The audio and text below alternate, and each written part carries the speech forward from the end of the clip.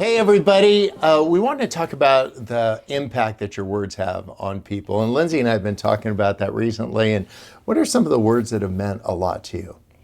Well, one of the stories that we wrote about in the kids' book we called Words of Life, and it tells a story about when Dad was a little kid and had his baseball coach tell him, "Wow, you're a real ball player," and he believed those words because of who they came from. And so I had a similar experience when I was growing up that we also include in this chapter, where I was so scared of getting in trouble in school. My teacher would send home these notes if you got in trouble. They were called PCs, like a parent communication, and it sounded so scary. And I was so scared of getting one that my parents sat me down and said, "Lindsey, get a note from your teacher."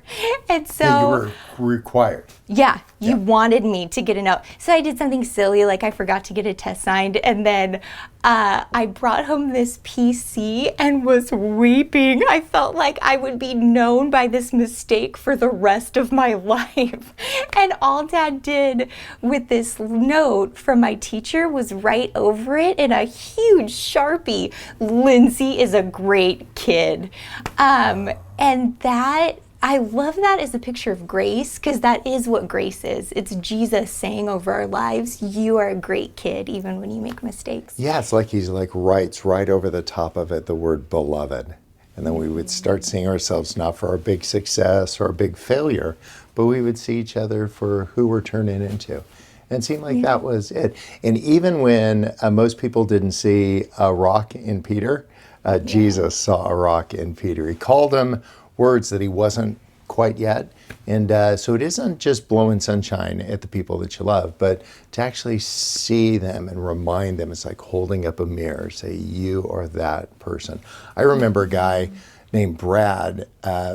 During college, I went to a Bible study and I got there on time. I don't know if it was daylight savings time. Somehow I got there on time. And he wasn't trying to mess with my head or do reverse psychology. He said, "Bob, it really honors me that you're on time."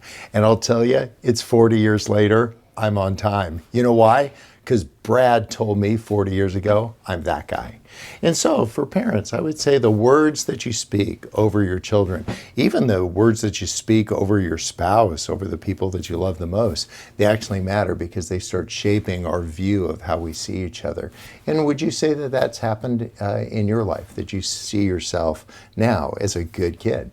Totally. And I had an experience just a couple weeks ago where I messed something up and I texted my husband to say, "Oh, I'm so sorry, I did this thing wrong." And his only response was, "Lindsey's a great kid." So I'll tell you, it works. And it isn't sometimes the first emotion that you're feeling, because you want to give words of correction. I would give words of affirmation. And it's not just, again, it isn't just like saying happy things, but those, you really want to shape somebody's view, you want to shape them for the next 50 years, tell them who they're turning into, not who they used to be. All right, you guys, so long.